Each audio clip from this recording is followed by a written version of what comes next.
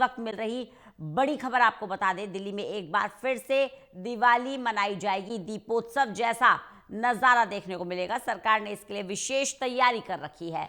सरकारी इमारतों को लाइटों से सजाया जाएगा। दिवाली को अमूर्त धरोहर की सूची में शामिल करने की ये पूरी संभावना है। यूनेस्को की इंटर गवर्नमेंटल कमेटी में ये फैसला होगा। दिल्ली में एक बार फिर से दीपावली जैसा उत्सव आपको देखने को मिलेगा। प्रणय शर्मा हमारे साथ, हमारे सहयोगी जुड़ गए हैं ज्यादा जानकारी के साथ। प्रणय, सुबह ये बहुत अच्छी खबर मिल रही है कि दिल्ली में एक बार फिर से दिवाली मनाई जाएगी। इस पूरे मामले पर विस्तार से जानकारी चाहेंगे आपसे। बिल्कुल, देखिए रंजना, दरअसल भारत सरकार के द्वारा यूनेस्को को 2024 में ही ये प्रस्ताव भेजा गया कि जो विश्व की धरोहर है उसमें दिवाली को शामिल किया जाए। यूनेस्को की 2 साल में बैठक होती है जो कि इस बार दिल्ली में लाल किले में आयोजित हो रही है। उसमें पहले से ही ये प्रस्ताव गया हुआ है।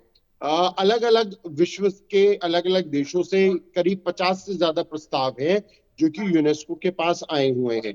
उसी को ध्यान में रखते हुए भारत ने भी दिवाली को विश्व धरोहर में शामिल किया जाए, ये प्रस्ताव दिया है।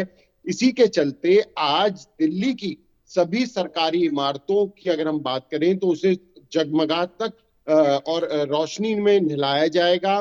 दीपोत्सव का कार्यक्रम होगा।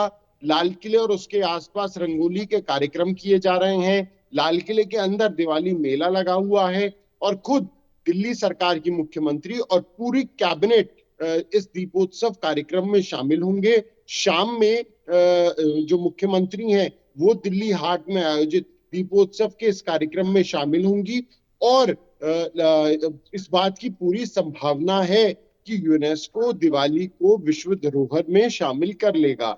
और इसी के चलते संस्कृति मंत्रालय ने ये पूरा जो आयोजन है वो किया है, पूरी तैयारियां की हैं, जिसमें केंद्र सरकार और दिल्ली सरकार ने मिलकर दिल्ली में जितनी भी सरकारी इमारतें हैं और खास तौर से चाहे हम पुरानी दिल्ली की बात करें और नई दिल्ली की बात करें, वहां पर ये विशेष जो कार्यक्रम है वो किए गए हैं।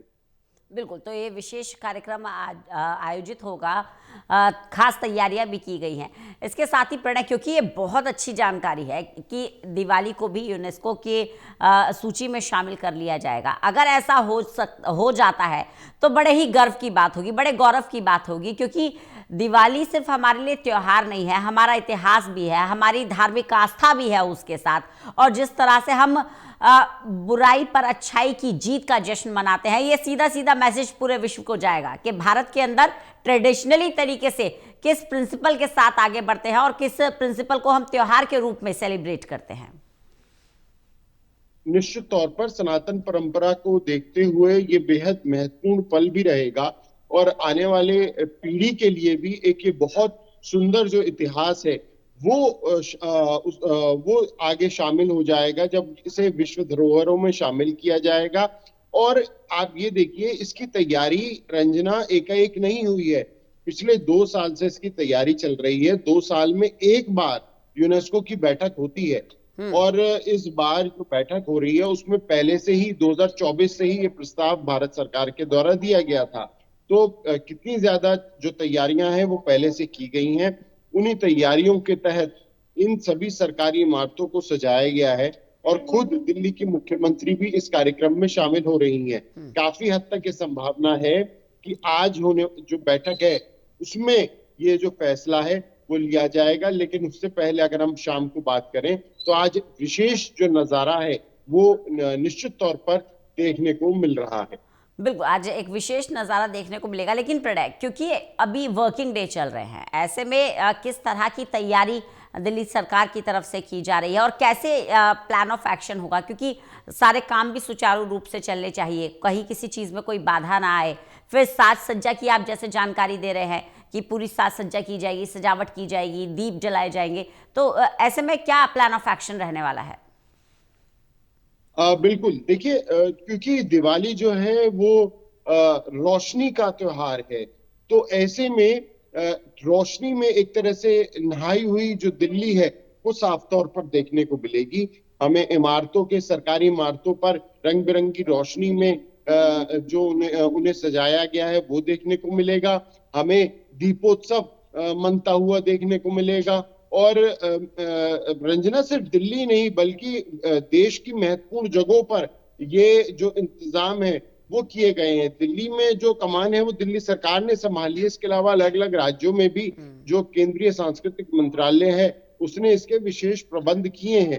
तो आज शाम को जब हम दर्शकों को तस्वीर दिखाएंगे तो वो अपने आप में बहुत ही ज्यादा महत्वपूर्ण और सुंदर देखने को मिलेंगी। बिल्कुल, तो कुल मिलाकर अलग अलग राज्यों में इस तरह की इंतज़ाम किए गए हैं, चाहे वो बात विशेष रूप से काशी की कर लें या मथुरा की कर लें। लेकिन अभी हम दिल्ली की ही बात कर लेते हैं प्रणय, क्योंकि यमुना नदी को लेकर बार बार सवाल खड़े होते रहे हैं, स्वच्छता को लेकर बार बार सवाल खड़े होते रहे हैं। ऐसे में यमुना के घाट पर क्या इंतज़ाम किए गए हैं कि एक बार यमुना नदी का भी नज़ारा पूरा देश देखे, पूरा विश्व देखे?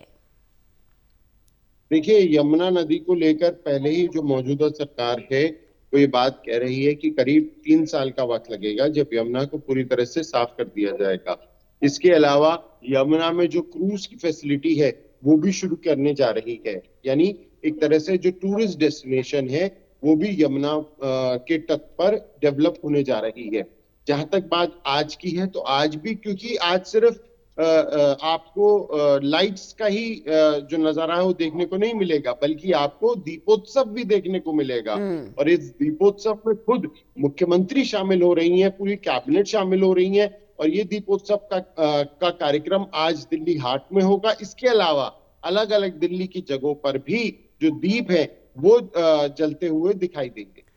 चलिए, बहुत बहुत शुक्रिया प्रणय हमारे साथ जुड़ने के लिए, इस तमाम जानकारी के लिए।